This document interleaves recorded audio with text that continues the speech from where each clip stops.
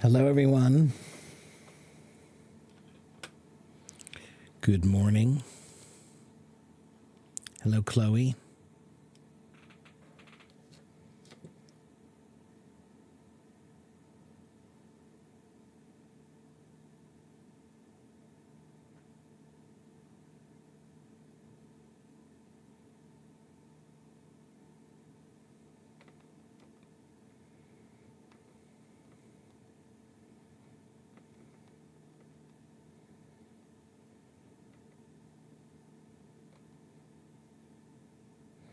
How is everyone doing?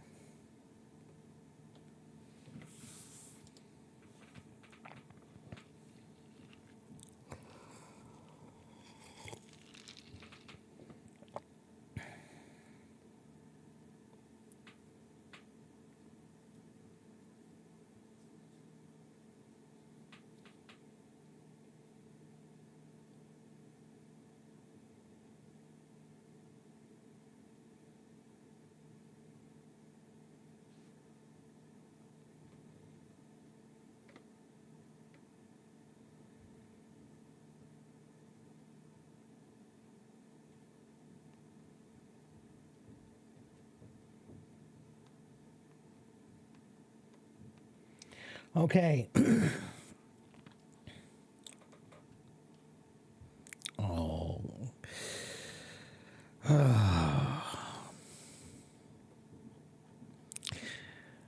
What's the topic? The topic is English. If you want to ask me questions about English, then ask me questions about English.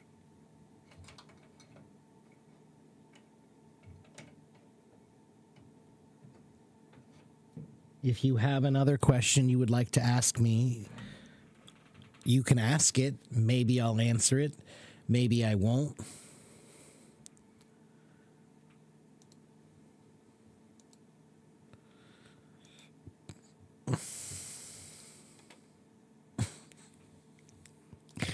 I always find it so stupid when people choose names like Trump. I'm sorry, but that's just stupid. Anyway, he's such a jackass. It's hilarious that anyone thinks he's smart. It's like Musk. It's hilarious that anyone thinks that they're brilliant when they're morons. Anyway.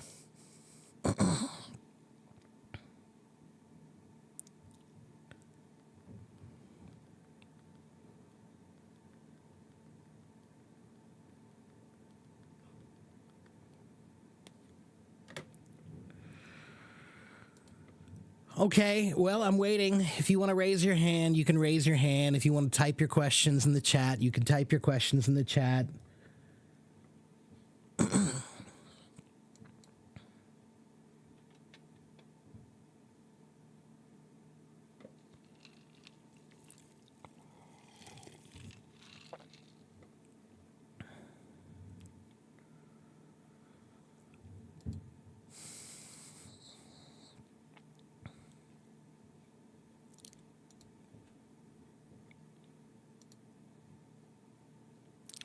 Hello, Adidas. Hello, Katiana. Hello, Kenzo and Mita and Naya and Howard. And actually, I'm saying the name Adidas wrong. That's how we say it, but I know that that's not the way it's actually supposed to be said. I think it's Adidas. I could be wrong. I remember reading a story about the Adidas family or the company, and we call it Adidas, but I know that the family name is pronounced differently. Hello in Brazil. How's the weather in Brazil right now?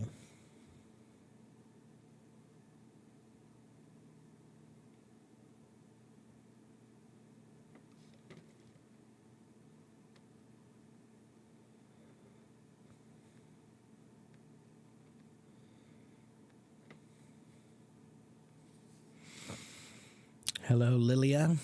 It's sunny and too hot. Well, a couple of days ago, it was minus 10 C, minus 10 Celsius here. So if I have to choose between cold and hot, I'll take hot. If I have to choose.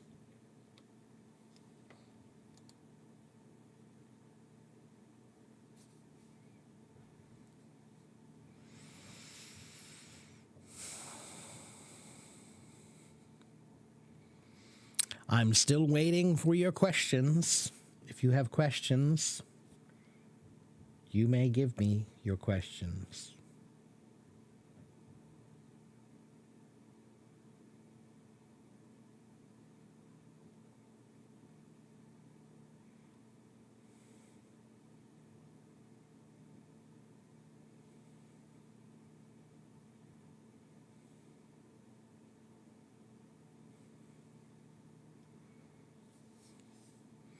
Anyone? No? Nobody has questions today. Lilia, how can you improve your English? I don't know. I don't know, Lilia, because I don't know you. So I can't tell you how to improve because I don't know what your problems are. So instead of asking such a big question, Lilia, why don't you ask me a smaller one?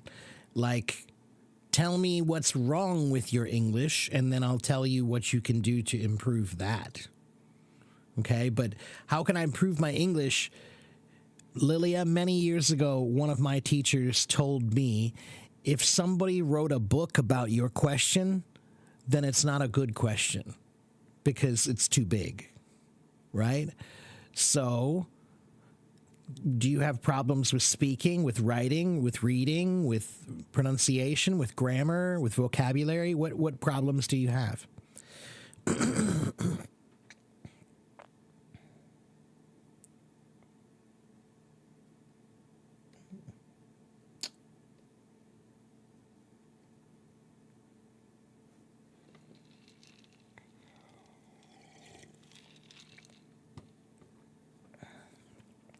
How to pronounce that word? The word is air. The H is not pronounced because it's a Latin word originally, but it was Latin first, and then it was French, and the French don't pronounce the H, right? So the word air, the word hour, the word honor, those are all French pronunciations.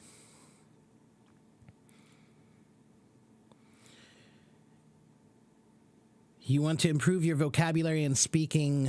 Okay, so if you want to improve your vocabulary, then you need a good way to learn vocabulary. So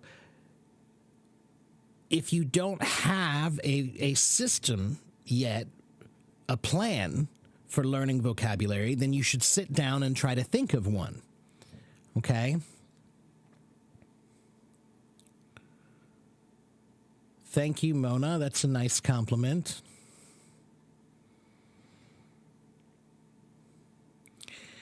Hello, Mita from Indonesia. You can call me Teacher Mark.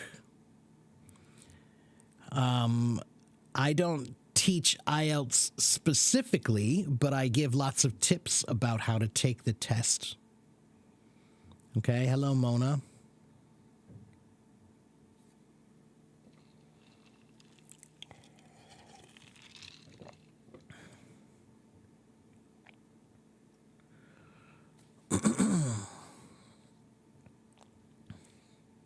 Hello, Jonathan Giraldo.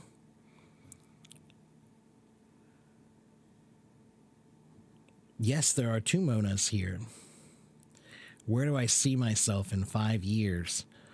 I don't think that question has any validity anymore. I don't think anybody, there is not one person on this planet who can possibly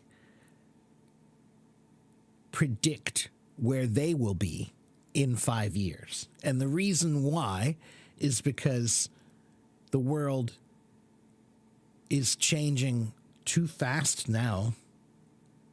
So you might be able to predict where you'll be in 1 year or 2 years, but more than 2 years, you don't have any idea where you will be.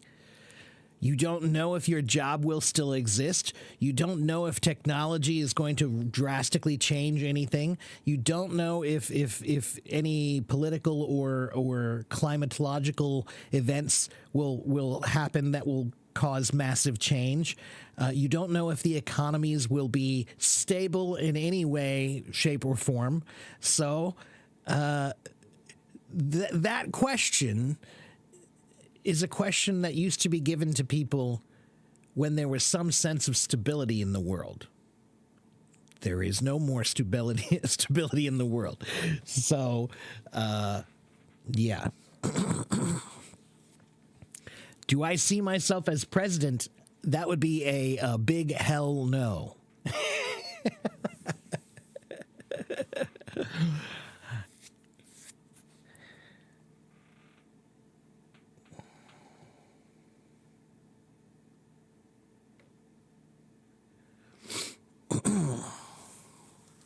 Hello, Ayub.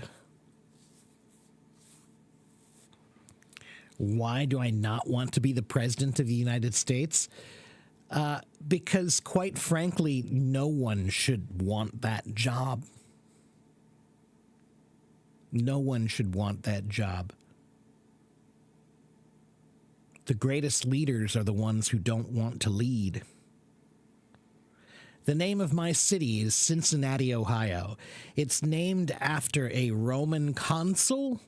It's a Roman senator, Roman politician named Cincinnatus. And he was famous because he became the emperor of Rome. And he was like emperor of Rome for, I think, like 6 weeks. Something short, really short. He did a lot of big things in 6 weeks, and then he quit and went back to farming. So he made all the changes he thought he needed to make, and then he left and went back to being a farmer. And that's why he's famous. Because he didn't want the power. He didn't want he just wanted to make the changes that needed to be made. So anyway. No, it's a terrible job. That's why. It's a terrible job. Am I British? No, I am not. I am American.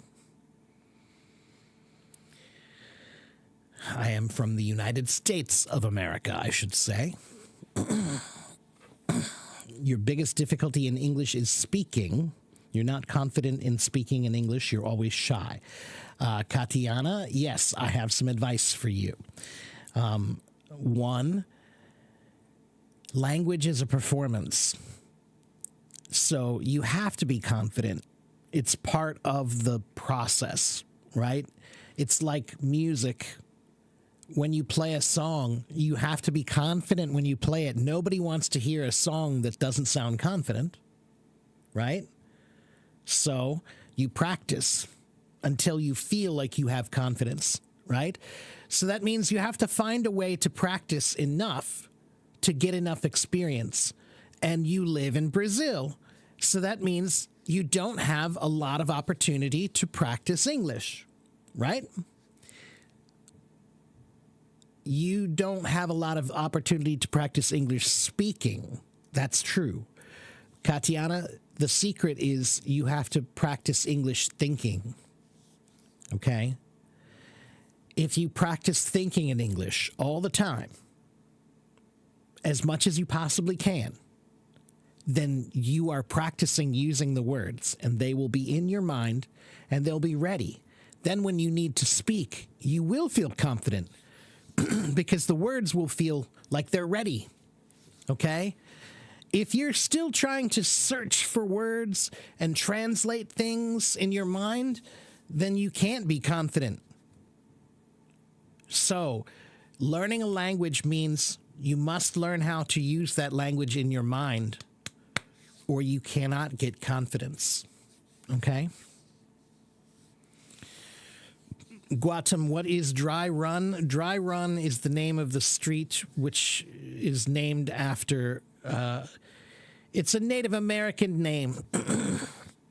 Many, many things in America are named from Native American names, and Dry Run, Little Dry Run, is a Native American name for this area. Do I know about Indonesia? I know a little bit about Indonesia. Sure. I have many followers there. Hello, Abby. Long time no see. How are you? Hello, Arai.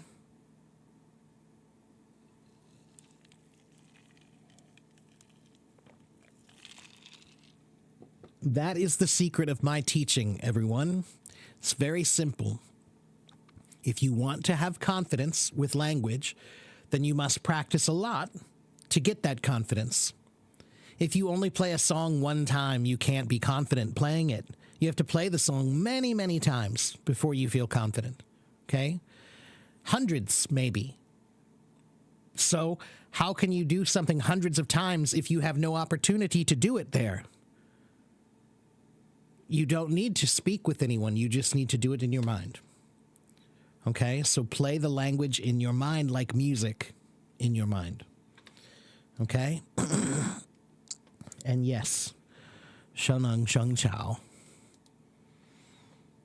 Practice makes perfect. All right, somebody wants to talk to me. There's another guy named Mark from Pakistan.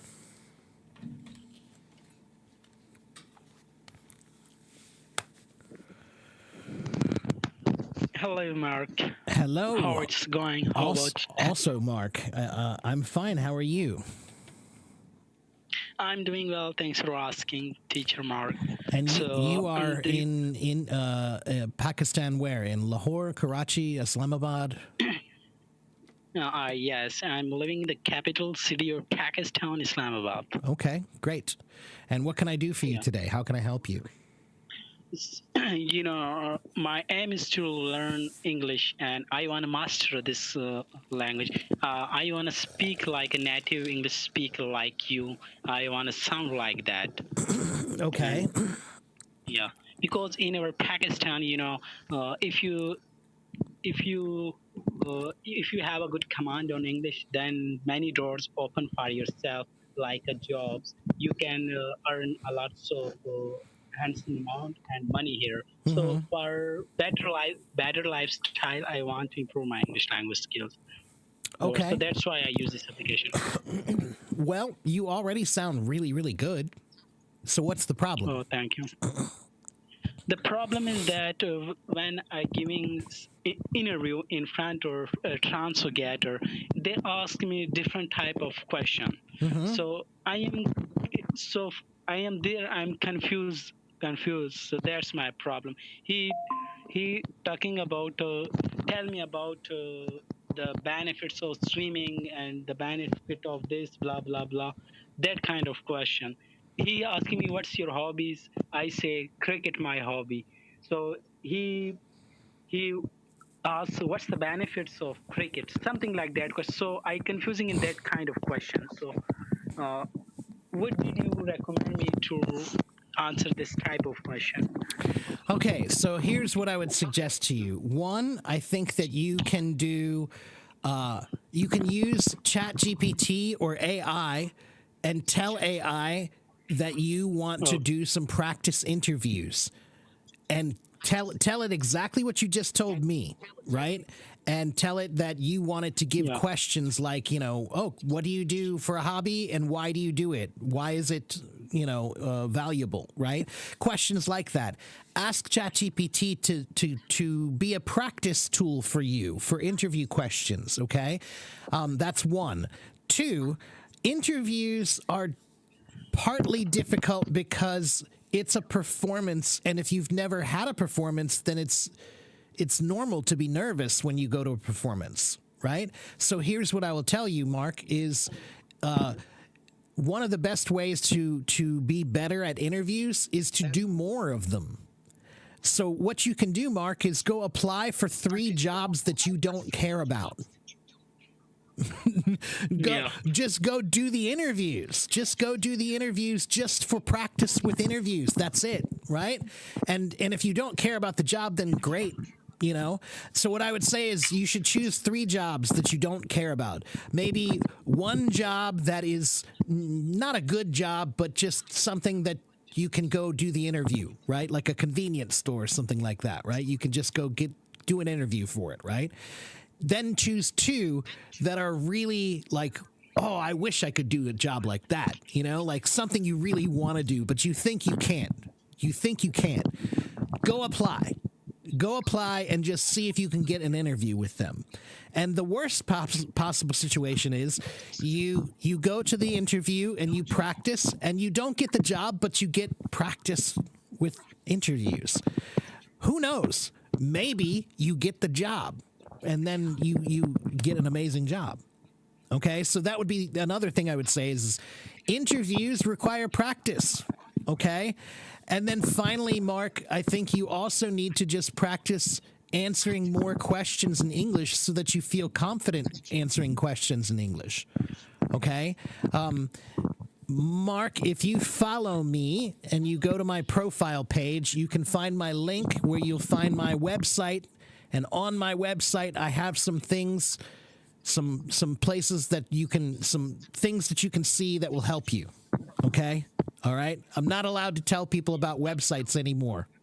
But if you go to my website, then you will find everything you need. Okay? I feel nervous. When I'm going to the giving an interview in front of interviewer and transcriber. Right, because it's like a performance. Like I said, it's like you're on stage, right? So that's why I said you should go do some practice interviews. And then that will help you to feel more confident because you've done them before. You've already done some, right? And then, Mark, you also need to do something in English. We call it psyching yourself up. To psych yourself up means before you go into the interview, you need to tell yourself, go into the bathroom and look in the mirror and say, I'm going to get this interview. I'm going to do it. I'm going to get this job. I can do this, right? You have to be positive and you have to, maybe find, Mark, if you like music, find a song that makes you feel powerful when you listen to it. And listen to that music before you go into the interview and tell yourself, I'm going to do this. I'm going to get this. I'm going to do really well in this interview. Okay? Be positive with your mood. Make sure you don't go in there. Mark, it's very simple. Job interviews are about one thing, everybody: confidence. Confidence, confidence, confidence, confidence, confidence. If you don't have confidence, they're not going to hire you. Okay? They have a problem, Mark. They have a problem. You need to look like you are a solution. You don't, if you look like you're a problem, they're not going to hire you. They already have a problem. They don't need another problem. So you need to look like you are a solution, not a problem. Okay? Yeah. So use AI to practice interviews more. Also, use some conversation question websites to practice answering English questions. And then 3, go do some practice interviews for jobs that you don't care about. Okay? Yeah. That's my 3 pieces of advice for you. In Pakistan, here is a lots of BPO industries. It's a call center. Some companies related to UK and some related to from your country, from America. So lots of companies here in our Pakistan.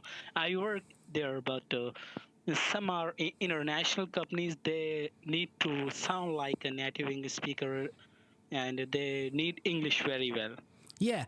Well, you sound pretty good. To be honest with you, you sound pretty good. And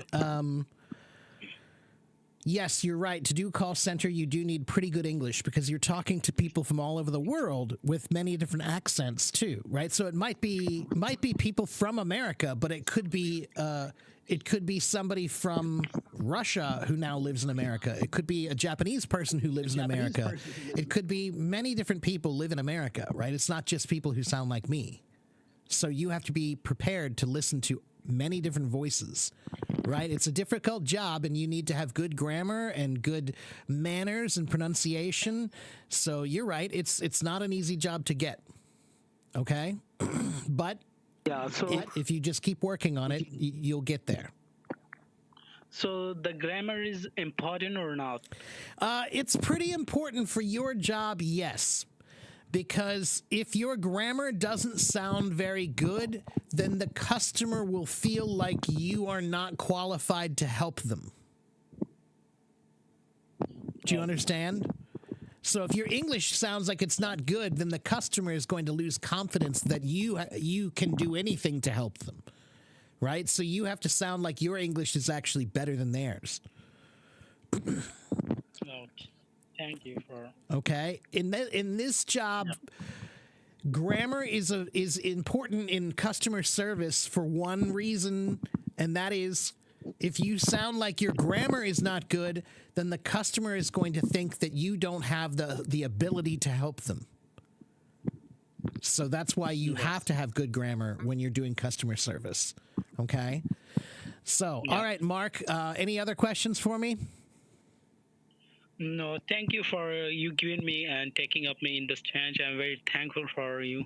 You're welcome. And good luck to you. Good luck to you. Go do another interview and you'll do better this time, I think, okay? Yeah. Yeah. All right. Take care, Mark. I'll see you next time, okay? Come back and see me again. Okay. Okay. Thank you. All right. Let's see. Let me check the comments, and then I'll see if I can talk to somebody else. Speaking English well and speaking English like a native speaker are two different things. You don't need to speak like a native speaker to speak well. I completely agree with that, V. Did you hear that from me? Because that sounds like something I say. Right. And on top of that, V, not every native speaker speaks well. If I walk outside, okay, if I go to the mall or to some public place, the grocery store, if I have some stones, I could easily find 5 people who don't have very good English. If I just throw stones around, I promise it wouldn't be hard to find people who struggle with English. Okay, and I mean native-born people who struggle with English. Okay, not everyone speaks like they are an English teacher or a grammarian or, with any sense of care for the language. The majority of people don't speak with any care for language. Hello, Jessica. Hello, Crystal.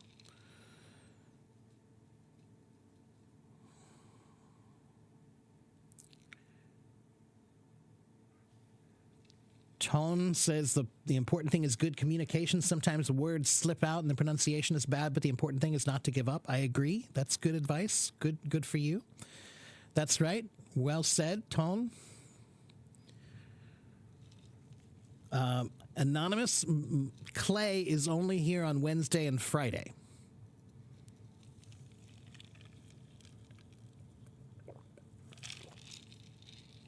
Adam has a problem with reading. What's your problem with reading?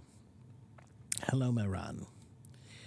The topic is English.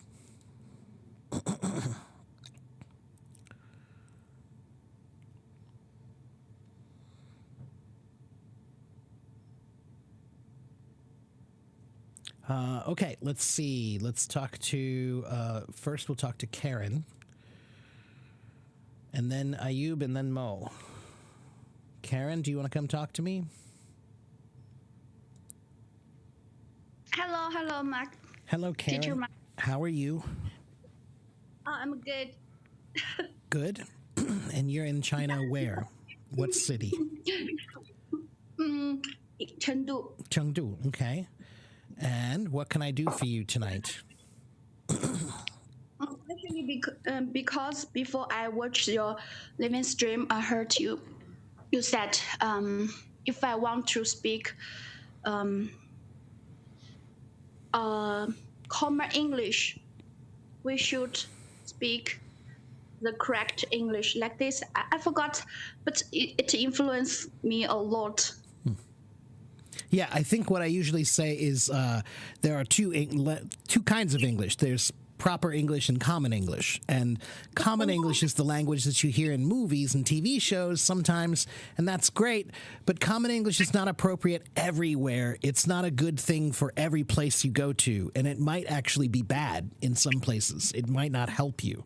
But proper English, that should work everywhere.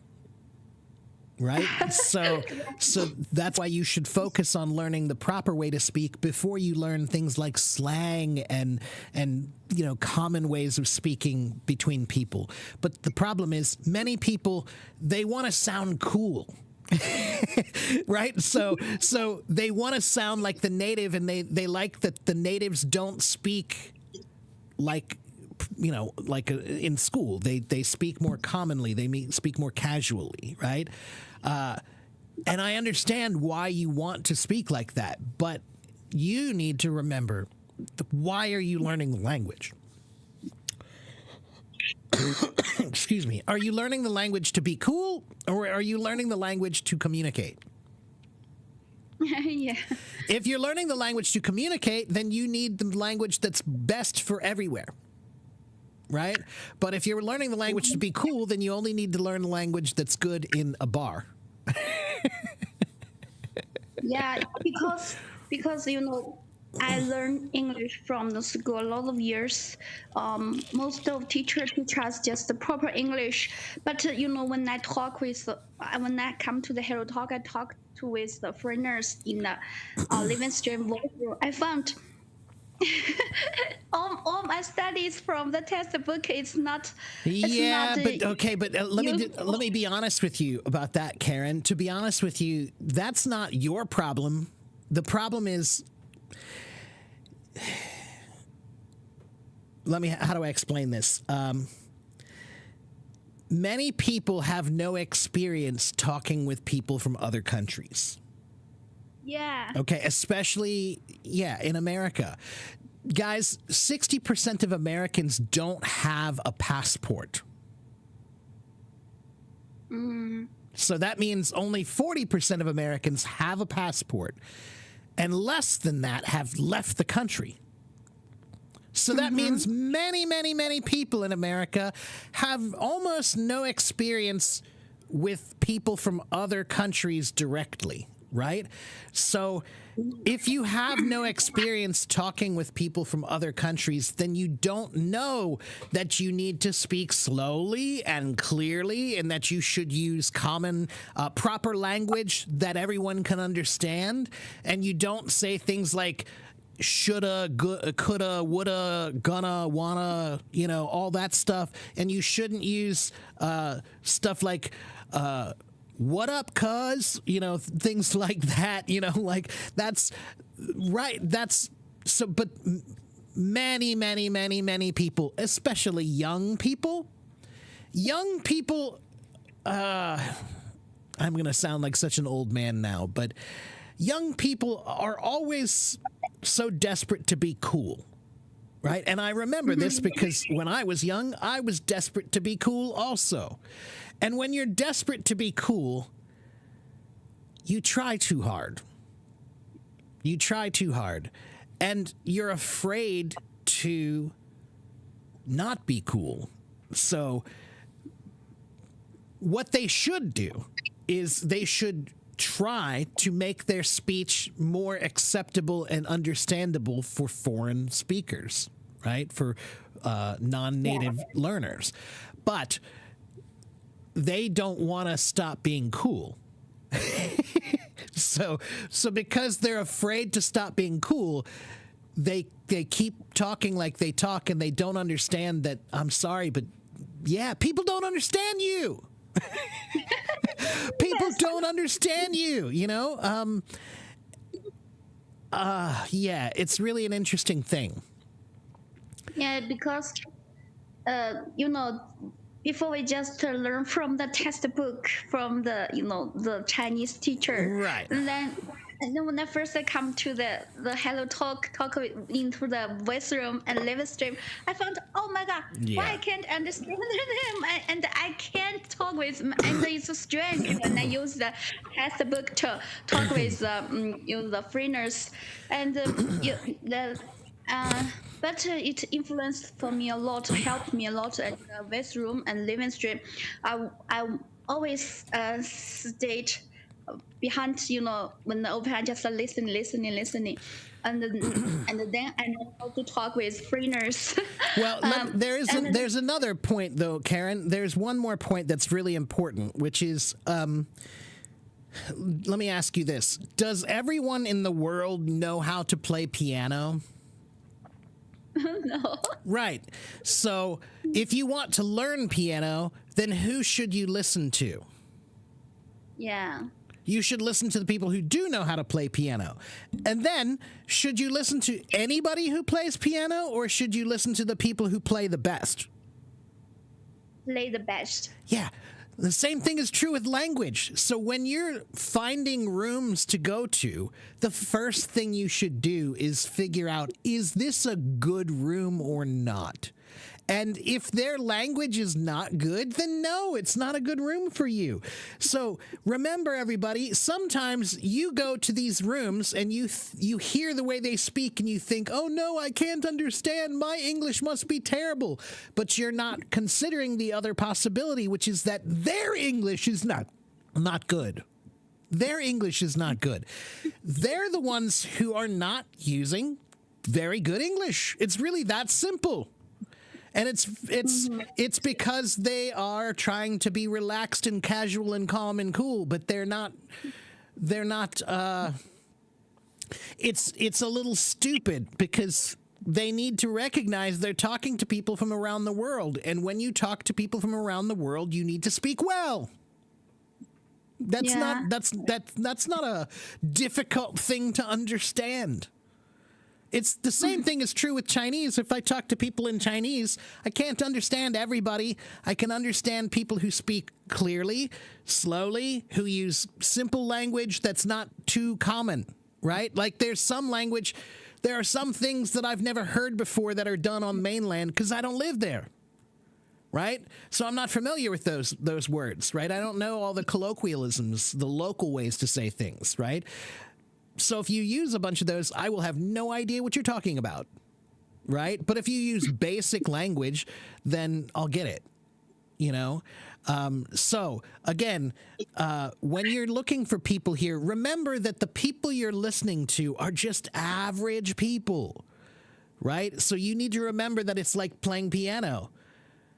When you learn a musical instrument, your teacher doesn't tell you to listen to everybody in the world who plays that instrument. No, they tell you to listen to the ones who are the best and use them as your models. And they tell you not to listen to the people who don't play well because you don't want to model yourself after them, right? So that's why I'm saying sometimes when you go to these rooms, people, instead of feeling bad, like, oh, I don't understand, just go find a room where you do understand because they use good English, proper English. Yeah.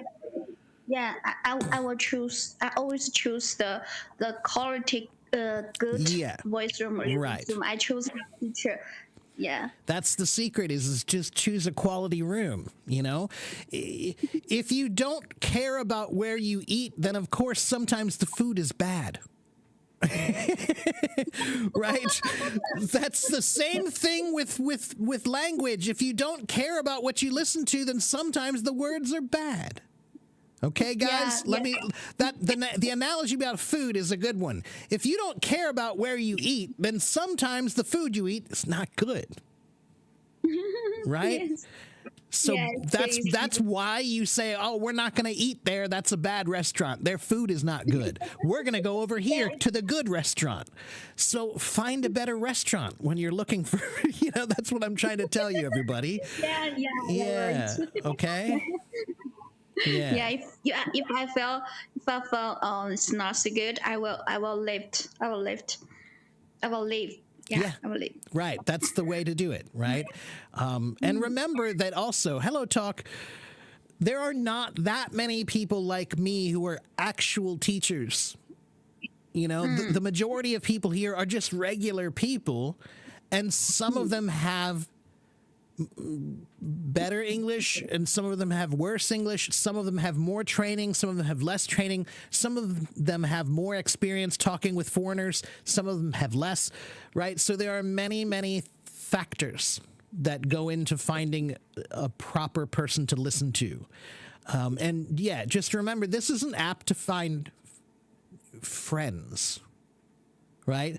Yeah. And so you need to find a good one who speaks well, but they're not just everywhere. You have to look for them, you know? Yeah, it's difficult. It's difficult. It is. Yeah, it is difficult. Yeah. You have So to I look just for them. in the voice room living stream because find a guy or a person whose English is good. It's difficult, and as your language partner is so difficult. Well, and I'll be honest with you, most people don't care about their language at all. 95% of the population doesn't care. Language is something that we do so often that we forget it's important.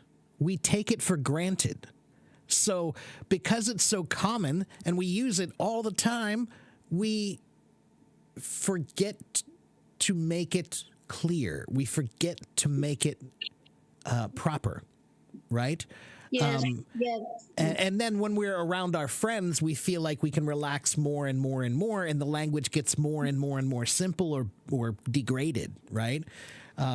So, yeah, that's one of the things that I teach is not about English. It's just about care of language. This means any language. Language is something that we use all the time in any language. Chinese, Japanese, French, Polish, English, Chinese, whatever. We all use them so much that we forget that they are important. And and then we're not careful. We're not careful about our words. We don't choose them carefully. Okay? Yes. Yes. Yeah, so be more careful with your language, everybody. Yeah. In any language, I don't care. If you're speaking in Chinese, speak with care. If you're speaking in French, speak with care, right? Be careful about your words. Think about them. You know, consider them. Words have power. Words are magical. That's actually the word grammar, Karen. The word grammar is related to the word glamour. Glamour, yeah, that's why they sound the same. The word glamour, now it means like beautiful, like she's glamorous, right? But the original meaning of glamour was like magical. Okay? And so grammar, why is grammar magical? Because words have power. Yes. Right? If you say something powerful, people will listen to you. It's like a spell. They're like magically looking at you now, right? That's magic. So grammar and glamour are actually related because words are magic. Yeah. Sometimes language is like a power. You can influence a lot of people. That's exactly right. So the more careful you are with your words, the more care that you have about your words, the more magical power you have. But many people, their magical language is they only know how to use the one that's good with their friends. Right? So it's a magical language with their friends, but as soon as they're not talking to their little group of friends, they lose the magic now. So that's why they are talking to you now. Now they're outside of their group of friends, and now their language has lost its magic. You can't understand them anymore. That's why proper English has bigger magic. Better magic. If you learn proper English, that works almost everywhere. Okay? Yeah. Yeah. Yes.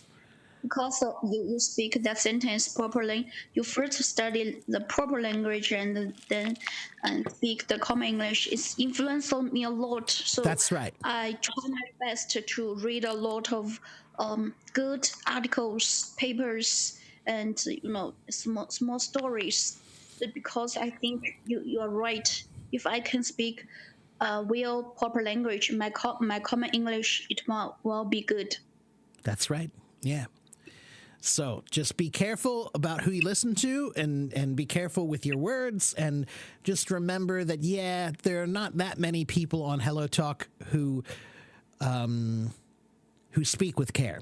The majority of people, they turn on a camera or they turn on a voice room, and they just want to chat. They just want to talk. They don't have any purpose at all. Yeah, there's like no purpose at all. There's no thought. There's no intent. Yeah. And that's okay. Yes. There's nothing wrong with that. They're not teachers. They're not having a classroom. They're not supposed to be doing that. I just know that I'm glad my parents taught me the power of language. Yeah, my parents taught me that speaking well means people will listen to you. Yes, it's correct. Especially your teacher. Yeah, especially a teacher. That's right. Yeah. But I mean, any job. Also, I'm a kindergarten teacher. What's that? Because I'm a kindergarten teacher. Oh, well, good for you. Yeah, I used to do that job. Yeah, so the power of language is very important. That's right, especially with children. Like, I remember when I first taught English in Taiwan, and I had a kindergarten class, my first kindergarten class, and the kids, they didn't know much English, and when you would speak, their faces would be like, they're so like, what is that? Wow. And they see the magic. They're like, I don't know what he's saying, but it sounds great. Like, yeah. What are you seeing? Right. Yeah. They're like, what? What is this magic? Yeah. So kids can see them. And when they learn something, when they learn pinguo, oh, apple, oh, they go, wow, like they feel like, wow, it's neat that they learned something with language, And they call themselves. Yeah. They will come to you and say, yeah, apple. Right. That's right. Now they have magic too. Now they feel powerful because they have magic. They're like, wow, look, I have magic. I can say the word, That's power. Yeah. Mm-hmm. So It's anyway, okay. well, Karen, your English sounds good. You're doing great. Just keep working on it. And just remember that listening is a two-way street, right? So you have to find good people to listen to. Don't just listen to anyone. Okay. Yeah. I know. I go to the living room or west room. I always choose. If I feel good, the pronunciation is good, the language is good, I will join them. Yeah. No, I just watch and let. Sometimes if you guys want to try to join these informal rooms just to try to see what it sounds like, that's fine. But I don't want you to feel too bad about it, because the truth is sometimes I've joined those rooms and I hear a bunch of people who are desperate to sound cool. They're a bunch of young people who are what up? Hey, what's up, dude? What's up? Oh, nothing much, dude. My homie, my brother, and it's like, dude, come on, stop. Just talk like a human being. Like, why are you trying so hard to be cool? Relax. But that's the way it is, yeah, so just, that's the folly of youth. That's what we call the folly of youth. Folly, F-O-L-L-Y. It means errors or mistakes, right? F-O-L-L-Y. The folly of youth. Yeah, young, but sometimes you're so desperate to look cool or look smart, that you try too hard. Yeah. Mm-hmm. So anyway, all right, we'll keep working on it, Karen, and you can always check out my rooms. I think you can understand me. So yeah, I follow your YouTube. I always watch your record. Good. Because great. Yeah, you're so good. You're so professional teacher. You're so professional. I learned from you a lot. Wow, thank you. Just the one sentence influenced me a lot. Well, thank you. I appreciate that. Thank you. Thank you. Invite me come to on the stage and talk with you. I'm so happy. It's my pleasure. It's my pleasure. You know, I'm glad people think that I'm good at what I do, but it's it's very simple for me. I care about what I do. So if you care about what you do, then it's natural to be good at it, right? So that's the secret in life, everybody. Anything that is done better if you care. Yes, yes. Everything you done better if you care. If you want a doctor, if you want a good doctor, get the doctor who cares. If you want a good teacher, get the teacher who cares. I don't care what it is, whatever it is, a mechanic who's fixing your car. If you want your car fixed well, find the mechanic who cares. Yeah. You know, that's really it. Yes, But not everybody yes. does care about what they do. Not everybody does care, you know. Some people, a job is just a job. I don't understand that. I just don't, because everything I've ever done in life, I do because I love it, not because it's a job. When you're a musician, nobody does music for the money. You know, Yeah, good drummer. Yeah, good drummer. and nobody does teaching for the money either. You do these jobs because you care, usually. Yes, yes, yes. So I'm so grateful, and thanks for your working hard. it's my You're pleasure. so great. My pleasure. Thank you.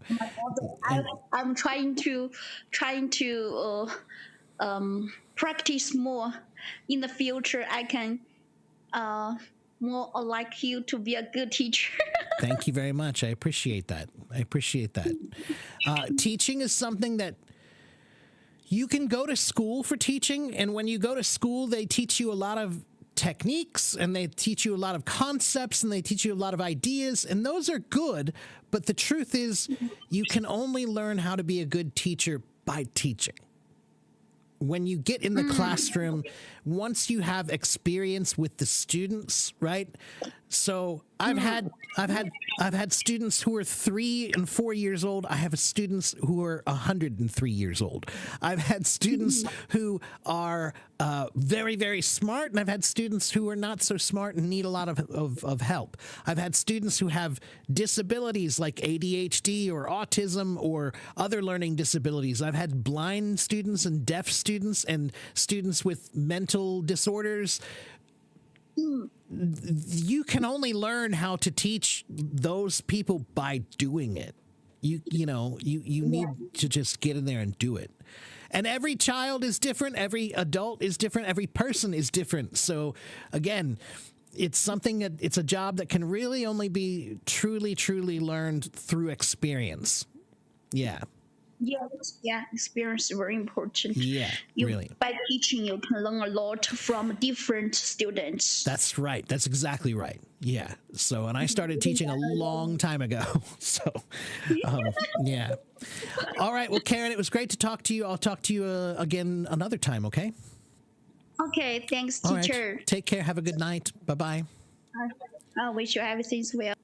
Thank you very much. Okay, let me check the comments here, make sure I didn't miss anything. How can you tell if they speak well or not? Well, that's very simple. Do you understand them? If you understand them, that's the first step of speaking well, right? When you hear them, are you enchanted? Are you entranced by their words? When you hear them, do you think, ooh, I want to sound like that? Then that's probably someone who speaks well. Okay? Hello to all the new people. What should you do if you suddenly get nervous while speaking in front of others? Jen, you should relax and remember that it's just speaking. Do you get nervous when you walk? No. Why? Because it's just walking. Do you get nervous when you run? Probably not. No. Why? Because it's just running. Do you get nervous when you cook? If you cook a lot, probably not. Right? So, why get nervous when you speak? It's just speaking. Relax. They're just words. Okay? Thank you for the gifts. Can I teach you the best way to introduce yourself, Muskan? Well, that depends on who you're introducing yourself to. But hello, my name is Muskan. I'm from blah, blah, blah. I'm blah, blah, blah years old. I am a blah, blah, blah for my occupation. I like to blah, blah, blah in my free time. That's a basic introduction right there. Okay? That's a basic introduction. Okay. So here's what I'm going to do is there. Go there if you want to follow me. Okay? And everything you need to follow me is right there. Okay?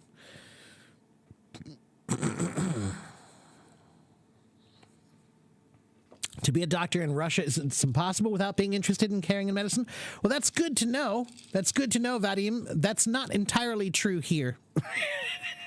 I don't think so. I don't think that that's entirely true here. I think there are some people who do it for the money mostly.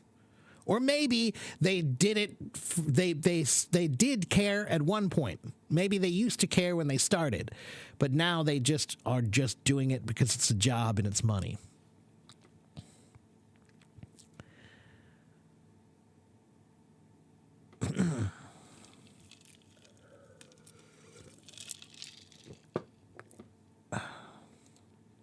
Hello, Jean-Franc. Good to see you again. You want to come up and talk with me? And Ayub was next. Ayub needs to talk to me. Ayub, if you're still there, please wait 1 second. Vadim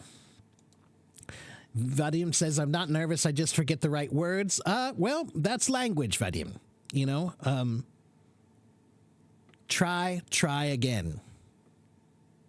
You know, if at first you don't succeed, try again. All right? That's really the secret to that. All right? You're nervous when you're running? Well, V, then you need more practice running. Do I have some tips for prepositions you're always struggling with at, in, on, to, and into? Jessica, yes.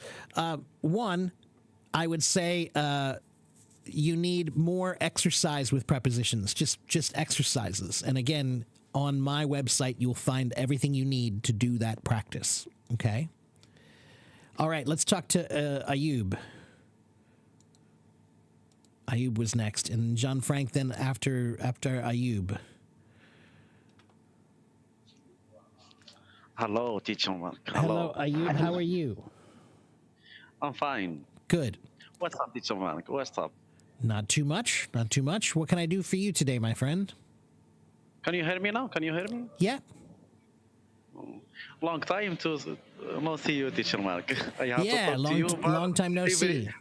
For a while, but every time I want to talk to you, but I get busy. Yeah, that's okay. That's life happens. That's the way it works. Okay. Teacher Mark, I have 2 questions. Okay. The number one, that time that you told me travel to Taiwan. Mm-hmm. Okay. There are a lot of people say Taiwan has a vital material like semiconductors, right? You know, man, yeah, probably, but I don't know anything about that stuff. You know, I'm just an English teacher, so I don't know about that kind of stuff. You know, What's official language they speak in Taiwan country? Chinese. Chinese. Yeah. Taiwan like a big island. Yes. Okay. How's life there? Do you know something about Taiwan country? I loved it there. I lived there for 4 years. It was great. The culture is pretty much like Chinese culture, and it's the language is Chinese, but it's just a different variation of Chinese. So it's what they call traditional. They write differently. It's spoken pretty much the same. The accent is a little different, but anyway, yeah. But again, I'm not an expert in these things, Ayub. So all I know is I can just tell you that I enjoyed my time there very much. I loved it there. Thank you. Thank you. But the English language in Taiwan, good. There are many people they speak English in Taiwan. If you have English language, if you go to Taipei, yes, many. Other places, not so many. I hope I like Taiwan country a lot. Yeah. Well, so if you go there, then there. like I said, if you go there, then go to Taipei, you'll probably be okay. Okay, but they say Taiwan has semiconductors. The semiconductors are very important for engine, for phone, for cars, for many things. If without this vital material, we wouldn't be able to speak with you now. That's on this true. live stream. That's probably true. Yeah, that's probably true. Yeah, but I don't know. Again, like that's stuff that I don't know about. There are lots of things that I know about, but I don't know too much about those kinds of things. So, but Ayub, do you have a question about English for me? Okay. Then the question number 2, the alphabet in the middle on the word. For example, Okay. GH. Wait 1 minute, Ayub. Wait 1 minute, Ayub. Okay. For Satan here, in I didn't say anything, okay? I didn't say anything, Satan. So I said I lived there. That's all I said. I didn't say anything about anything else. And we're not talking politics here, and neither are you. Okay? So, so that's what you have to be careful about. Some things you talk about here, Ayub. There's no politics allowed, so we can't talk about anything controversial or political. All right? And yes, again, guys, I didn't say anything about it. I talked about living there. That's all I said is I liked living there. Okay? So, guys, calm down a little bit. You don't have to jump down on me, okay? Yeah. Some comments. What's mean? Blah. No. It's okay. But again, just don't get upset at me or something. I didn't say anything, okay? So, Ayub. Ayub, what was your question about English? Okay, about GH. If you in the middle of the word, there are many people say you can. I think silent. GH. Of course. In the word, you say you pronounce it F, right? No, it depends on which GH you're talking about. So, for example, the word enough is an F sound, but the word though is a silent sound. For example, night, GH is silent. Right. So it depends on which word. In some words, the GH is silent. In some words, it's not. Okay. But if I say R, if you in the end of the word, for example, mother. If you mother or mother, what's the correct of border or border? Father or father? Well, what's correct? Ayub, none of those are quite correct because you still have your Arabic R sound. You're still making an Arabic R. You have to work on the American R sound. And the secret is to make the R sound longer. Okay, so when you make the R sound, what you need to do is say the word car and make it very long like that. Long. Car. Longer. Car. That's better. You need to practice the long R sound because the Arabic R sound is usually very short. So if you want to sound more like an American R, then make it longer so that you don't do the Arabic R. Okay? For example, I want to say border. Border means the between two countries. For example, the border between United States of Mexico. Right. Yeah? Border. You say border like We say like this border. or border. Border. The same meaning for brother. Border. Same. No. Brother and border, very different. Very different. Yeah. Brother, border. Oh no, we lost Ayub. Maybe his time limit. Yeah. Okay. So again, guys, listen. I didn't say anything, so please calm down. Don't get me in trouble because I didn't do anything and I didn't say anything.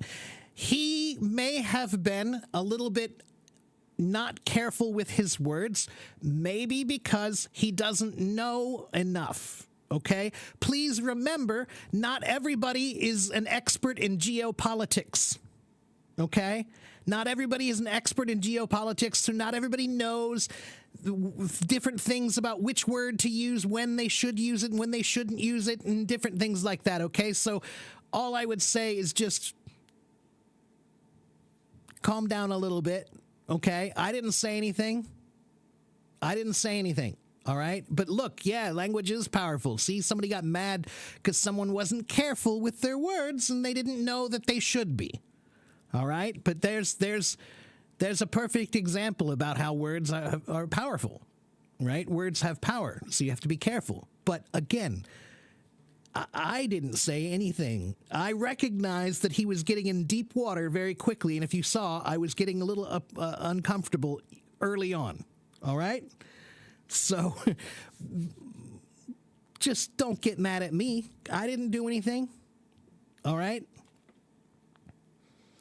I recognize that what he said was something that upsets many, many people and many people think is incorrect. And that's fine. But I didn't say it. And I don't think he said anything with any intention. I think he just didn't know. All right.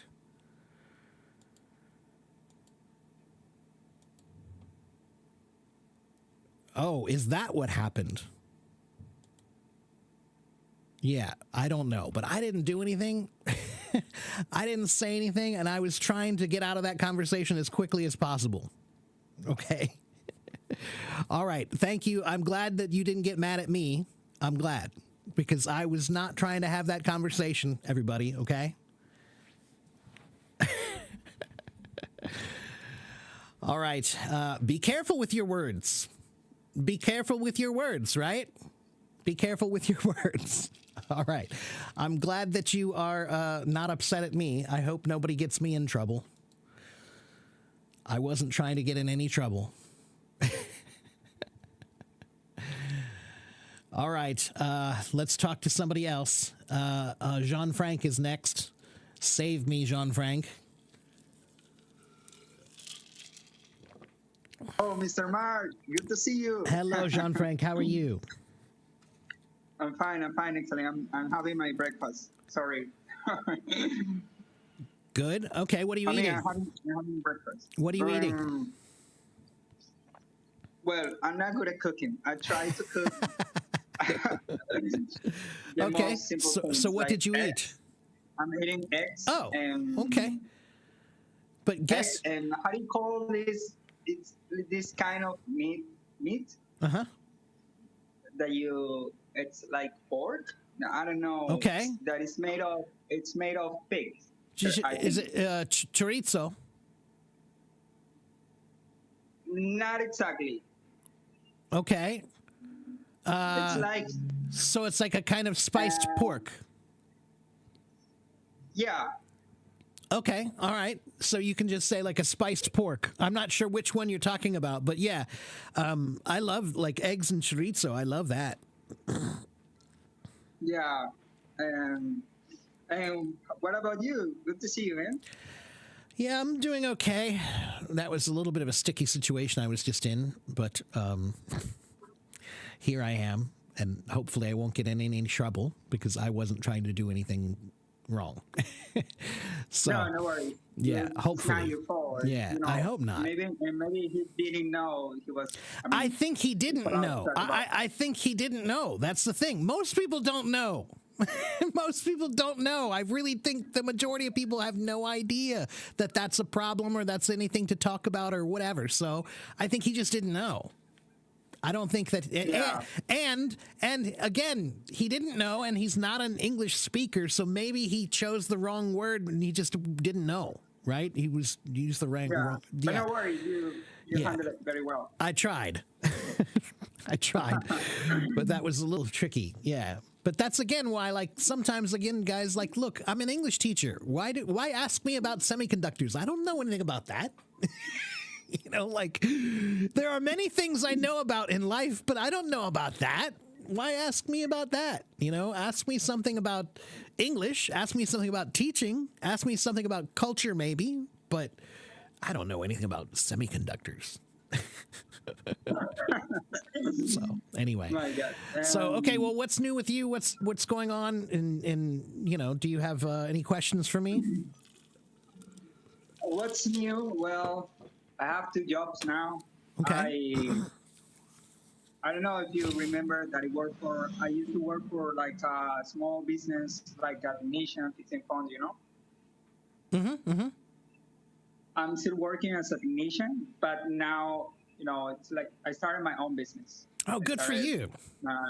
But it's difficult because, I mean, I'm still working in a call center, and I'm still working with as a technician fixing telephone, but now it's my own business, and I don't have enough time. I mean, I don't even have time to practice English.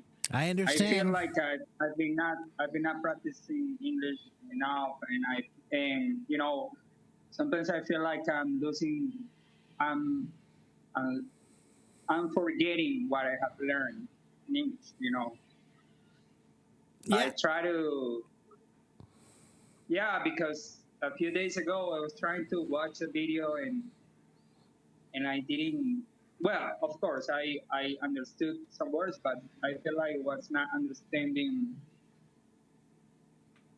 the whole video, you know, and then it's because of that. I started my own business like 2 months ago, Mm-hmm. and it's really hard because sometimes I don't have time. I don't even have time to eat. Well, to cook because I can buy some food, but Yeah, I know. understand. I understand. What's your new business? it's fixing telephones. It is, Oh, so it is the you're same just independent. job, but You're just now- independent. Yeah, you're Yeah, your own person. independent. Right. Okay. Well, that's good, man. Look, I know it's really hard starting your own business. I'm doing it myself, and it's hard. It's really, really hard. And there are no days off. You know, like when you have your own business, there are no days off. There is no time off. You're working anytime that you can work, you work. That's how it is when you have your own business. So, and especially in the beginning, especially the first 5 years. The first 5 years, you are working all the time because that's the way it has to be when you have your own business. Yeah. And it's hard. And there are days when you are going to want to quit. But But you know, in the current job that I have, I mean, in the job that I work for someone else, if I had to choose between my own job where I'm fixing telephones and the job where I work for someone else, I would keep my own business. right. Well, of course. Because I always like to, it has to do with fixing things, especially electronic devices. And I don't know why, but I like that. I don't feel like it's something boring. I could spend all day fixing telephones, and I don't mind. But when I have to go to my other job, I wish the time goes quickly. Yeah. I wish the time went quickly. Yeah. Well, then just keep investing in yourself. Keep investing in your business. And as far as your But I'm English, going to- as far as your English I'm goes, gonna be. no, go ahead. What were you going to say? I'm doing it just because I need some money right now, and then after I gather, I don't know if that is the correct word. I gather all the money that I need. Earn. I'll keep just one word because Yeah. it takes me all day. I started working in the with the telephones in the telephone business at like at 9 a.m. in the morning, from 9 a.m. to 1 p.m. Because at 1 p.m. I need to get ready to go to my other job, where I start at 2:30 p.m. until 1 a.m. in the morning. And 12. Wow. 12, I only have like 5 hours to sleep. Wow, 5 hours. that's a rough life, man. As far as your English goes, John Frank, and forgetting things and losing it, you're gonna probably lose a little bit, if you stop practicing some. But remember what I always talk about: thinking. You can do a lot of things and still think in English, right? So you just need to try to keep your English in your head as much as you can. Keep it alive in your head. It's like a fire, right? When you build a fire in the woods, you got to keep it going, right? And so if you keep the language in your mind a bit when you're trying to do your work, you keep the fire alive. It won't burn out. All right. But if you don't use English in your mind and you're never using it when you speak, then yes, it's going to get worse. Okay. And I think also is because, that in the call center that I used to work, it was related to customer service. But now, I don't know if I told you, I quit that job. I quit the job. Now I'm working in another call center, but this time the task or that I have to do just as a content moderator. What a content moderator is. I cannot talk too much. I cannot talk too much about it. Okay. It's I only can tell you that is as a content moderator for a social media platform. Okay. Well, that's cool. And the good thing about it is that I don't have to talk to clients. All right. Well, that could be good for you. That could be good. Yeah. Talking to customers is rough sometimes, man. In English, we always say the customer is always right, but the customer is not always right. Yeah, the good thing is I only have to talk. I only have to, watch images and videos and according to classify those videos and images and those posts and those. I have to classify that content according to certain policies. If they are, what the people like this, if there are people talking about, politics and things like that are not allowed in that platform, I like the person that it says like, hey, this person is saying this person is saying that, and that is what a content moderator does. And yeah, but I cannot talk much about it. That's all right.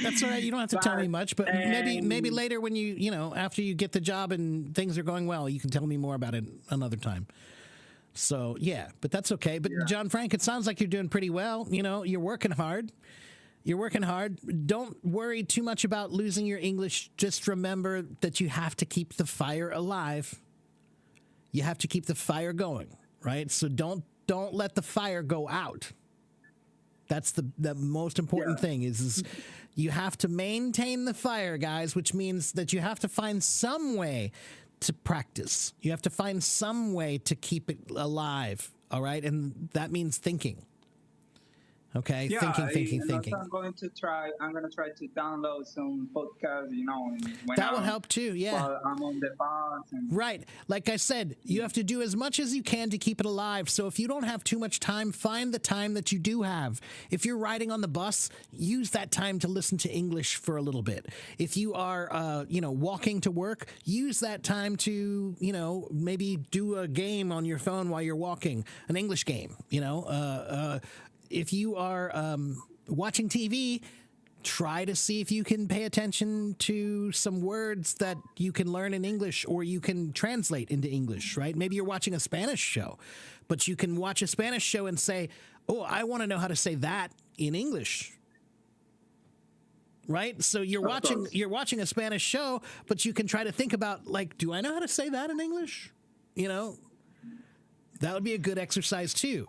And that's the first time I've said that, guys. If you're watching TV, you can do English in two ways. You could watch an English show and try to listen to the English and practice the English, but you can also watch a show in your native language and then imagine, do I know how to say that thing in English? Like, can I translate this show in English? There's a good exercise for you. Choose your favorite show in your language and then try to figure out, can I translate this to English? And that would be a great exercise. Yeah. So, Jean-Frank, anything else I can do for you today, my friend? No, there's nothing. There's nothing else. And I just want to say thank you for, as always, giving me the opportunity to talk to you. It's always a pleasure. It's always a pleasure for me too, man, because again, I've been doing this for 3+ years and it's really, really gratifying when I see people who have been watching me for that whole time, and people who I've developed a friendship and relationship with over time. That's cool. It's fun for me. It's much better. But by the way, I have a question. Have you been to Latin America? I have never been to Latin America. No, I would love to go. Yeah, but I've never been to Latin America. No, especially Mexico, because it's so close. It's really not far from me, and it is cheap. And I have lots of friends there now from the app, so I definitely would like to do a trip to Mexico sometime in the near future. I think I can afford that.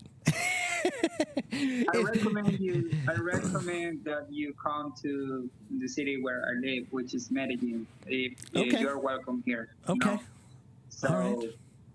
Yeah, and someday you would like to come here, as I mentioned, you can message me, and you are welcome here. Okay. We'll have to go to Cartagena. It is pronounced in Spanish. It is pronounced Cartagena. Cartagena, because there was a movie I watched when I was a boy. There was a famous '80s movie called "Romancing the Stone," and in the movie, it's about a woman who she writes books, and her sister gets kidnapped in Cartagena. And so she has to travel to Cartagena to find her sister in there. And it was, I love that movie. And it was, when I saw it, I was like, wow, I want to go there. That looks cool. I just remember thinking that looks like a cool place. I want to go there. What is the name? I mean, what's the movie? The movie is called Romancing the Stone. Romancing the Stone. It's a famous movie from the 1980s. It has Michael Douglas and what's her name? Kathleen something. Oh, I can't remember her last name. Catherine Zeta-Jones? No, not that one. No, that's too young. Let's see. Romancing the Stone.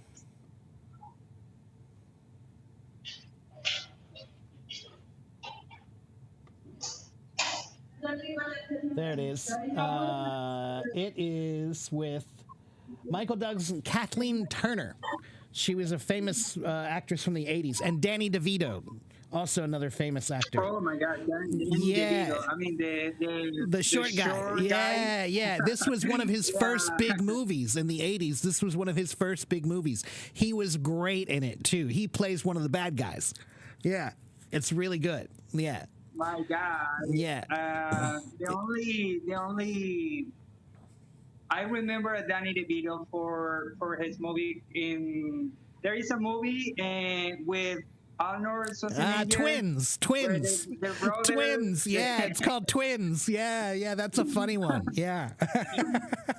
They are twins, but they don't, they're not similar. Yeah, they have the white suits. I don't remember that movie very well because I watched it when I was very No, young. that was a funny one. It was called Twins. Yeah. So I think movies in the 80s, in the 90s, they were more, they were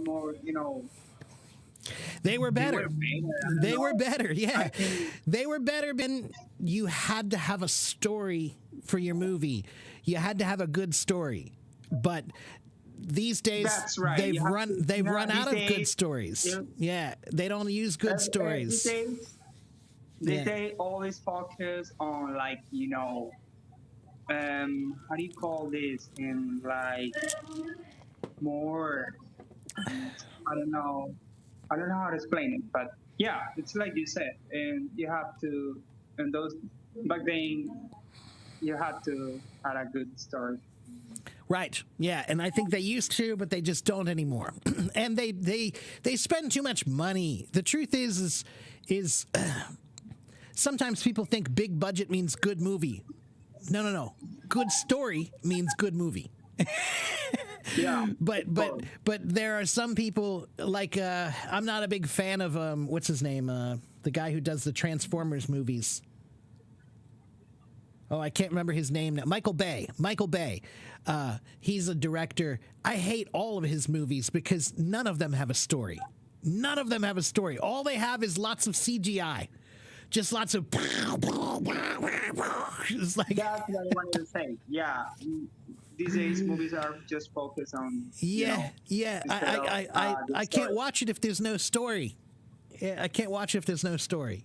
So anyway, John Frank, I need to let you go. I want to talk to a couple other people, but it was nice to talk to you again. And keep in contact and stay in touch and let me know how things are going. Okay.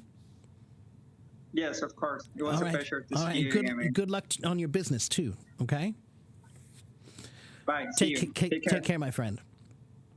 Okay. Let's see. All right.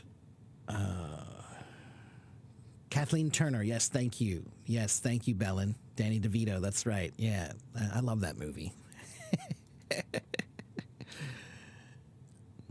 There's one part in the movie where they are running away from the Colombian military, and they seek help from a local Colombian drug dealer who has a truck, and it's the only truck in the village, right? And so they ask him if they can borrow his truck, and he says, "Truck? Oh, you must mean my little mule." And he has this big truck that's really, really fast and powerful, and he calls it his little mule. It was really funny. This is Pepe, my little mule. All right, let's see. Next is Chamomile. Mo, I know you've been waiting a long time. I'm sorry, but lots of people come and lots of people wait. I'm sorry, but there are many people who want to talk to me. Hello, Chamomile. No problem, Teacher Mark. Hello. Yeah, good to see you again. How are you? I'm good. What's new? Oh, I'm learning some vocabularies here. Okay. And I think it's like a great thing for me to make it very clear and can use it more accurate. So, don't hesitate to stop me since a lot of people are waiting to get on stage. Okay. So I will please give me like a bell to make you realize. Okay. Because I have a lot of questions here. Okay, go ahead.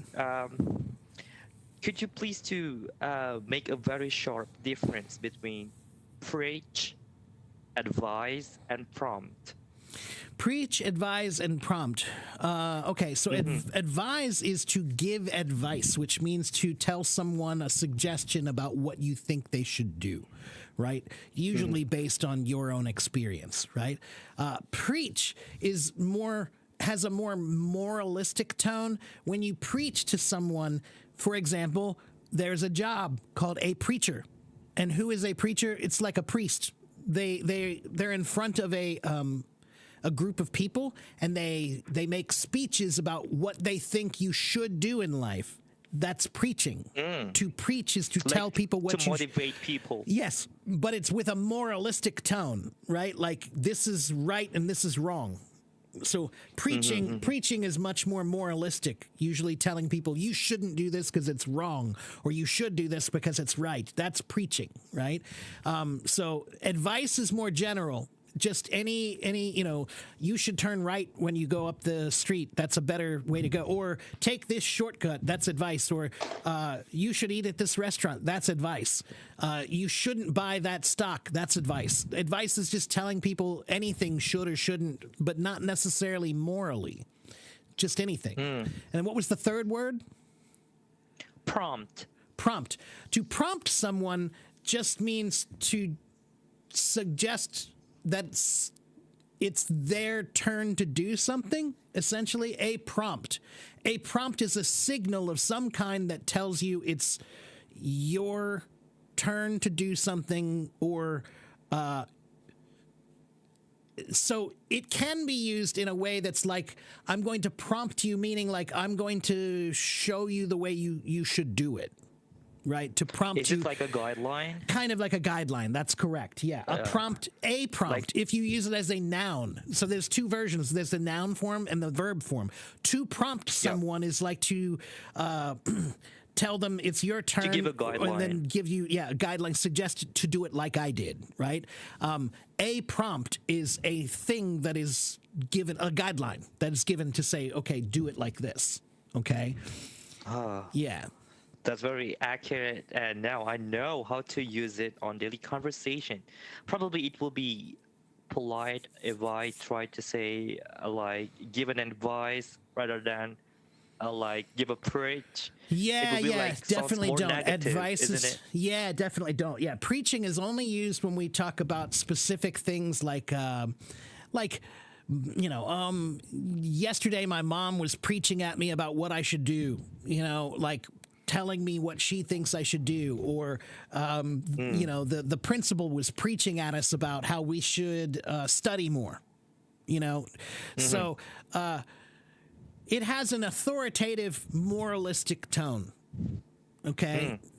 But I also can use it to use like a sarcastic word for you people can. that always That's exactly talk right. a lot. Yeah, and as a matter of fact, we also use it as a slang way to say I agree. Right? So if you say something that I think is really true, I could just look at you and say, yeah, preach, man, preach. That means he's telling the truth, right? Preachers, they say they're telling the truth, right? They're truth tellers. That's the way they see it, right? Of course, because they are the expert, so we put a respect on it. Right, they're the expert of that moral place. They're the expert. They're a preacher, where you're supposed to be, at least, right? You're supposed to be. To preach is always with some sort of a moralistic or authoritative tone. Okay. Okay, it's totally understandable, and thank you. You're welcome. For another one, it is like advisory. This is An advisory. adjective. Yeah, so we use that term often in the United States for weather. A weather advisory is, I get a notification on my phone. If there's going to be bad weather later, then I get a weather advisory. It's advising me that there will be bad weather later. An advisory is something that advises you about something. It tells you some piece of information or something that you need to know that's important. I see. And weather advisory it is the could most be common way. Like the adjective of advice. So we Right. can put it together. Yeah, right. They're similar. Of course, they're similar, right? Advice and advisories contain some kind of advice. So an advisory is telling you there's going to be bad weather, so prepare for it. The advice is to prepare for it, right? That's it. Other than that, it's about personal traits. There is like cynical, how to use it, and what is that? Because I got the definition, but I don't think that I get it. It's Okay. about, yeah, personal traits, cynical. Right. So the word cynic, it comes from the Latin word, the Greek word, kynikos, which originally these people, let's see, it was a funny thing. Let me find the right story here. Wait a minute. Sure. Oh, where is it? No, that's not the one I'm looking for.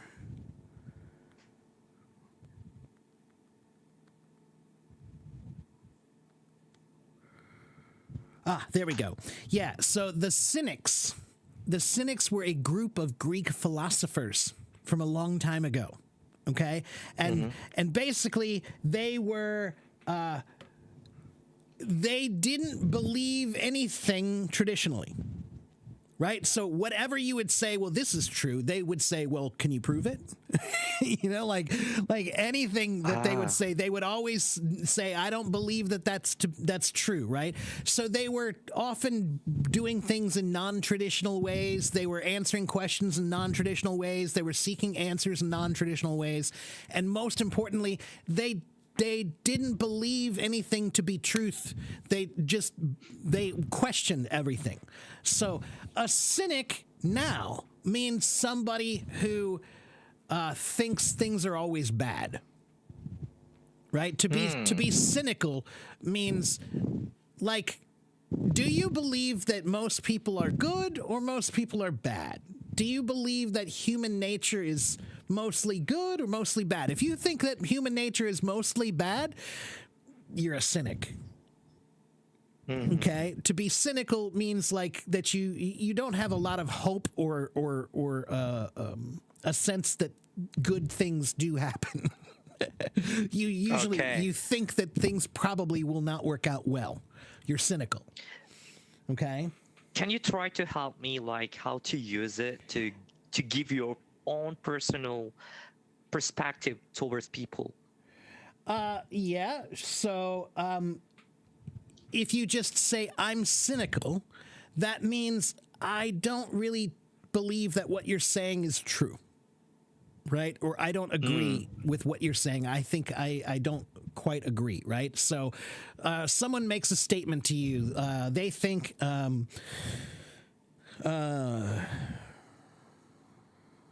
me think. Politics is a great career. And then you say, I'm cynical.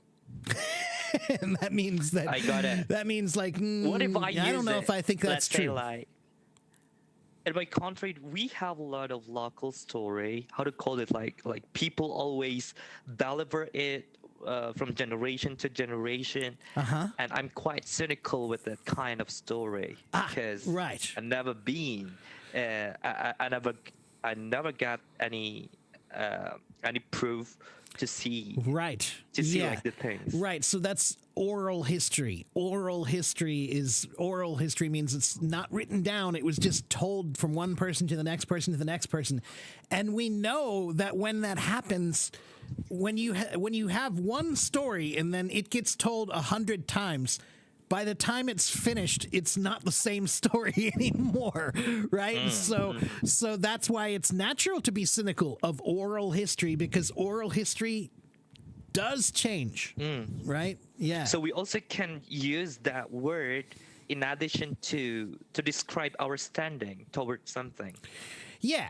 If you think that that's, if you're standing, if you feel like, no, I don't think that that's got any validity, I don't think that that's true, I think that there's nothing, I don't think that's right, then yeah, I'm cynical. You would, what it means is, I don't believe that's correct or true, you're going to have to prove it or give me more evidence for me to believe it. If you tell somebody you're cynical, it's basically like saying, prove it. Okay? Yeah. So we always have this kind of person in social discourse, in public discourse, to talk about something, and we have a lot of cynical people over there just Yeah. to ask and to prove something socially in front of the people. So those people are supposed to be someone that's cynical to something. Right. I think I know what you're trying to say. So, to be cynical means that you're talking about a subject, but you already have a belief, and that belief is not a positive one. It's something negative in some way, shape, or form, right? That you don't think it's going to have a positive outcome. That's a cynical viewpoint. If you always think things are going to end up bad, if you always think people do things for the bad reasons, not for the good reasons, then that's a cynical point of view, right? Yes, and if you're preaching things, since we're talking about the word preach before, if you're telling people what you think, then if you're cynical, it's kind of a weird thing to be telling people what you think, but also be cynical, right? So, cynical people, I think it's good to be cynical. I think it's very good to be cynical. It's healthy to be cynical. You shouldn't trust anything on face value. You should want proof always, in my opinion. It keeps you to be objective. It keeps you objective, right? And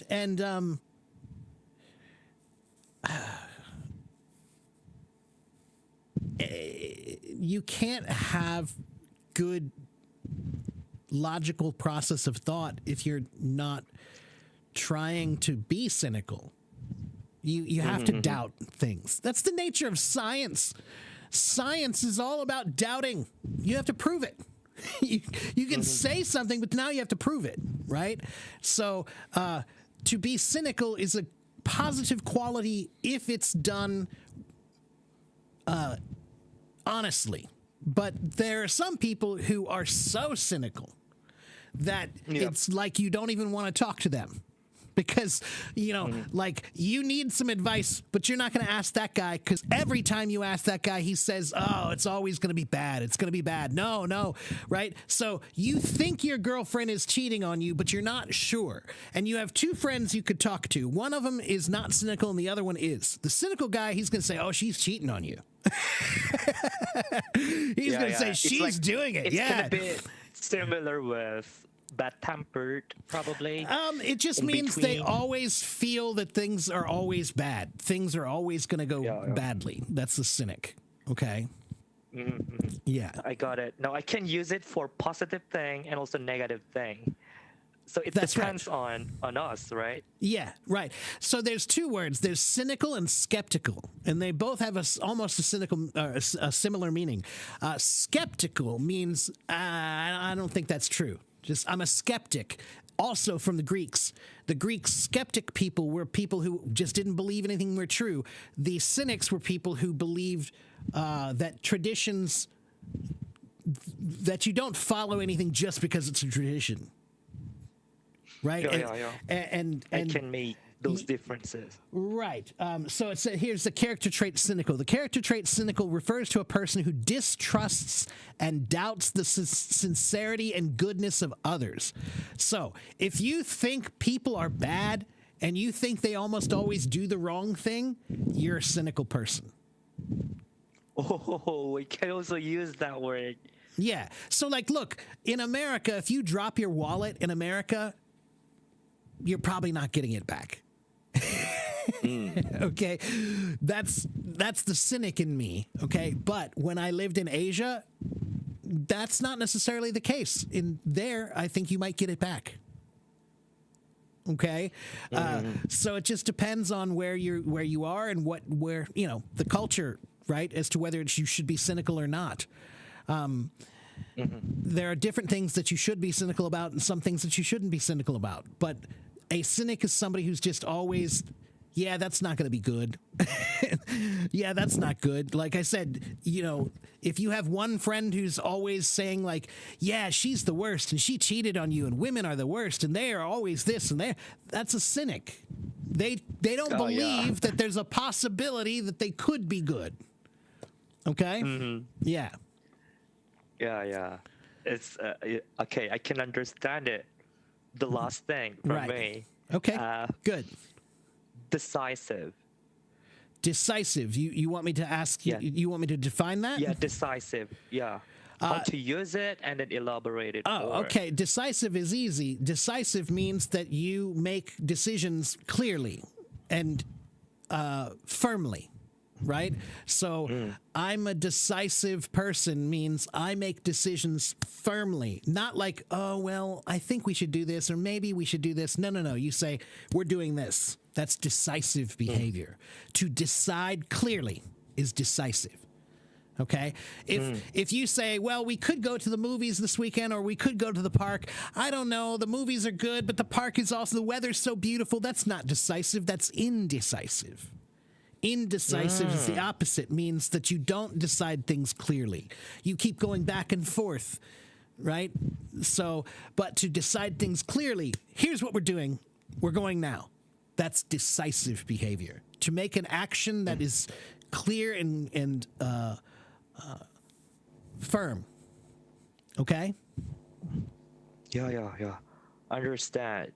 So I can see like I have like my personal imagination about decisive and also like a person that is very decisive in my life. So they really straightforward and then they choose something, they choose some action and also they explain it why this kind of thing need to be done.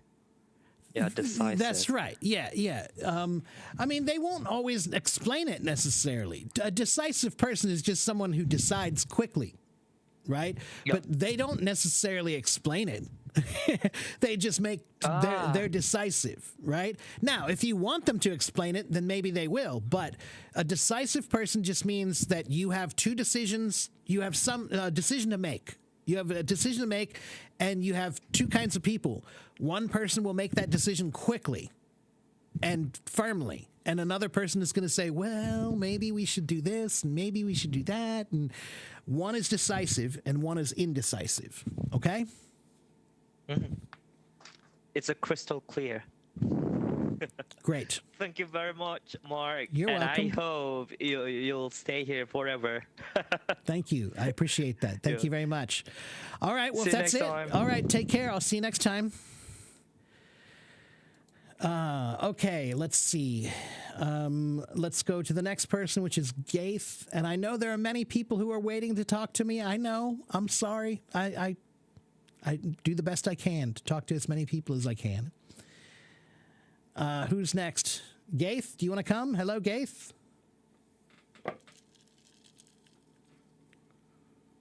Hello, Gaith. Are you there? Okay. How about Ali Hussaini?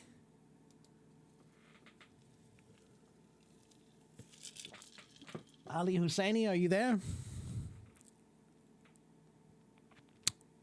Okay. Then we'll go on to the next one.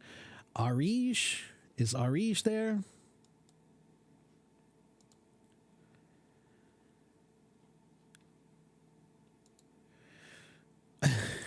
No one wants. I'm inviting you to come on my stage, but no one's answering. Well, Mo, it looks like you might be next, Mo, because nobody else is answering. Mo, if you're still there. Mo? Oh, weird. I don't know why, Mo, but it says I can't invite you. It says failed to invite to speak. Oh, well, something strange is going on now.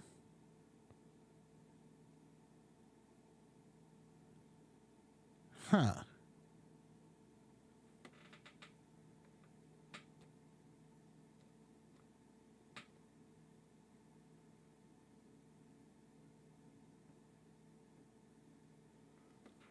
Let me try again.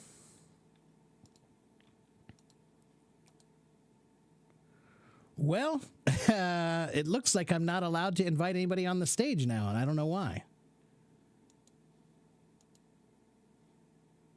Oh, well, that's weird. Now it worked. Inara, it worked. And Fatima. Fatima. Hello, Fatima. Is it Fatima or Fatima?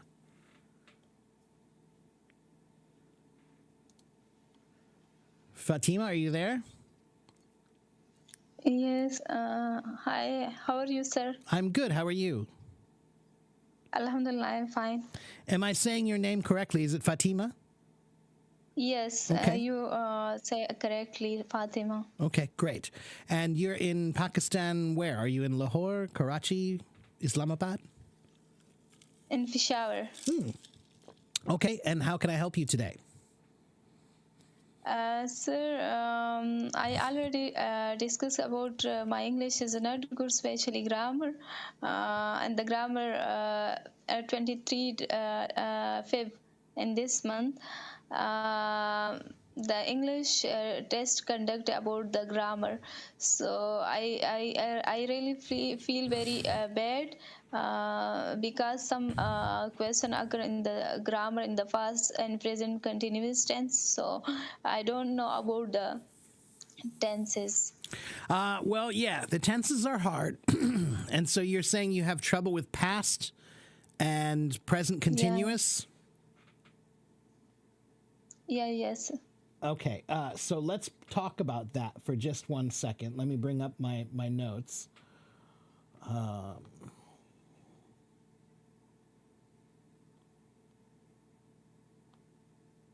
Okay. All right, so let's talk about these two tenses. So what is past tense, everybody? Past tense is just the past. So it has one time period, Fatima. So yesterday I went to the store. Last month I went to my brother's house. Last year I went to France. That's past tense. There's only one time period involved in the past, and it's done and completed in the past. All right? But but present continuous is talking about present continuous is talking about things that happened right now or around this time period, but they're still continuing. Continue, yes. Right. So, for example, let's see here.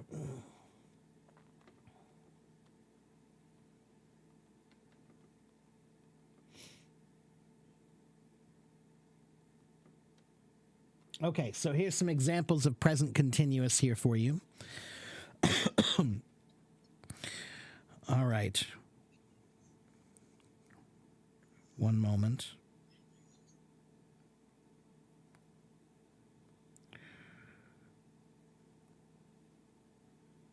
Sorry, my internet is slow today. I don't know why.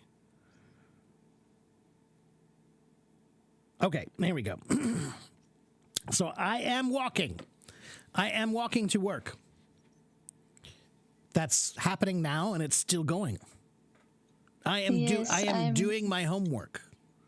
I am doing my homework. I am writing. I am writing, I am doing, I am walking, I am speaking, I am singing.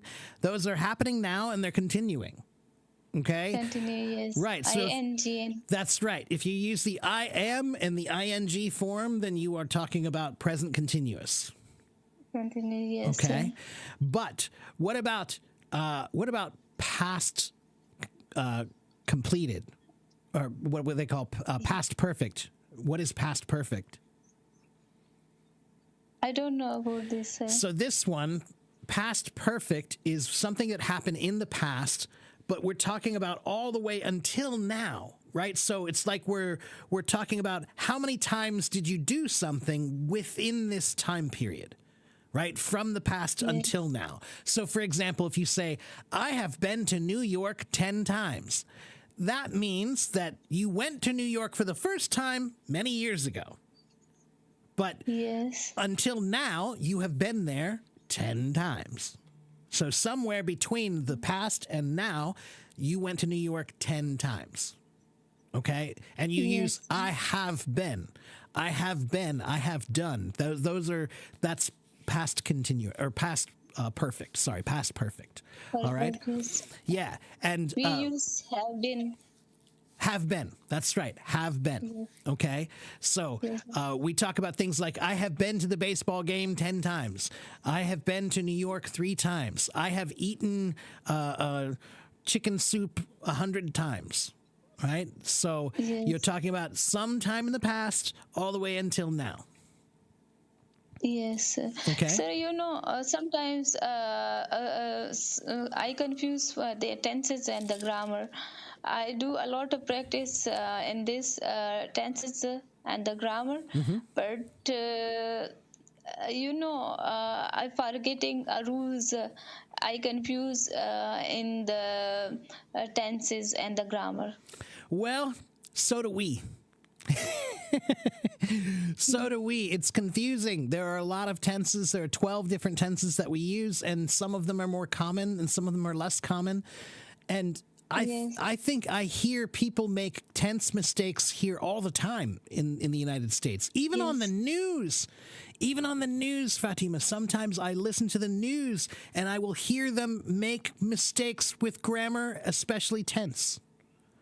Okay? I hear it all the time and it shocks me. So don't worry too much about it, Fatima. You're doing fine. Remember that life is not a grammar test. Yeah. Okay, so keep working on it. I want you to keep working on it. But this is like, how do I explain this? Your grammar, it's kind of like you have you have a nice thing like a dish or a chair or a table, and you have to keep it polished.